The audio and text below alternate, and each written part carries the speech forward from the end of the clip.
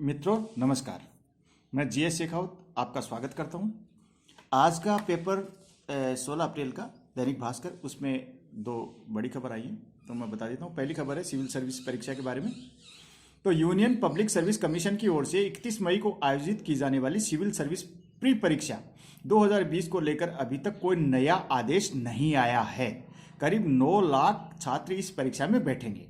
हालांकि लॉकडाउन 2 की अवधि 3 मई तक ही रखी गई है।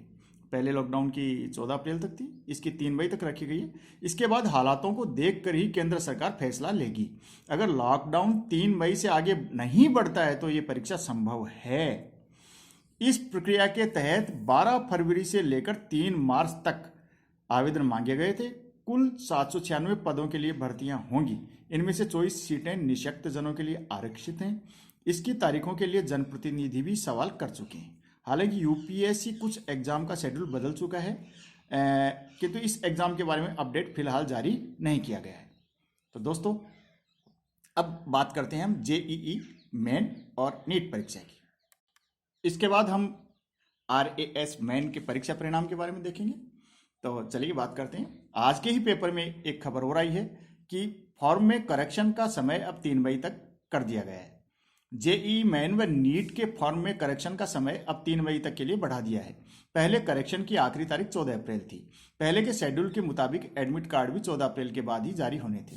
अब तारीख को 3 मई तक बढ़ा देने से एडमिट कार्ड भी इसी तारीख के बाद जारी किए जाएंगे। छात्रों के पास शहर बदलने का विकल्प रहेगा। Career counselling expert Amit Ahuja ने बताया कि शहर का चयन छात्र अन्य इंजीनियरिंग परीक्षाओं को ध्यान में रखकर करें। मेन के साथ ही कुछ अन्य संस्थानों के एंट्रेंस एग्जाम भी होंगे। यात्रा में होने वाली परेशानियों को देखते हुए छात्र उस शहर का चयन करेगा जहां पर दोनों एग्जाम्स होंगे। इस बीच एनटीए ने नोटिस जारी करके जेईई मेन जुलाई के पहले सप्ताह में होने की सूचना को गलत बताया है। मेन की तारीखें तय नहीं हुई। तो दोस्तों, आशा है आपको ये जानकारी अच्छी लगी होगी। मैं ये जानकारी क्यों दे रहा हूं दोस्तों? क्योंकि पेपर सब जगह नहीं पहुंच रहे हैं, न्यूज़पेपर सब जगह नहीं पहुंच रहे हैं। कोरोना वायरस की वजह से, कोविड-19 की वजह से पेपर नहीं पहुंच रहे हैं। हॉकर कई जगह नहीं पहुंचा रहे हैं। जयपुर में भी ई पत्र ही आ रहा है, ऐसा मैंने सुना है, लेकिन मेरे पास समाचार पत्र रोजाना आ रहे हैं। चलिए आगे शुरू करते हैं। आरएएस मेंस के परीक्षा परिणाम के बारे में बात करते हैं। मित्रों, कल के अखबार में एक खबर थी, 15 अप्रैल के अखबार में खबर थी कि 18,000 छात्रों को आरएएस परिणाम का इंतजार। चलो दोस्तों, पढ़ के सुना देता हूं। राजस्थान लोक सेवा आयोग द्वारा आयोजित सबसे महत्वपूर्ण परीक्षा आरएएस मुख्य परीक्षा 2018 के परिणाम के लिए अभ्यर्थियों को अभी और इंतजार करना पड़ेगा। प्रधानमंत्री नरेंद्र मोदी द्वारा लॉकडाउन की अवधि 3 मई तक बढ़ा देने के बाद अब परिणाम के आने की संभावनाएं निकट भविष्य में नहीं लग रही हैं। आयोग ने जून 2019 को इस परीक्षा का आयोजन किया था, जिसे प्रदेश भर के करीब 18,000 अभ्यर्थियों ने दिया था। करीब 10 महीने इस परीक्षा को हो चुके हैं, लेकिन परिणाम अभी तक घोषित नहीं किया गया है। इससे पूर्व आयोग द्वारा ली गई आरएएस मुख्य परीक्षा 2016 का परिणाम 2 महीने में, मुश्किल से 2 महीनों में जारी कर दिया गया था, लेकिन 2018 की परीक्षा का परिणाम अब तक घोषित नहीं किया जा सका है।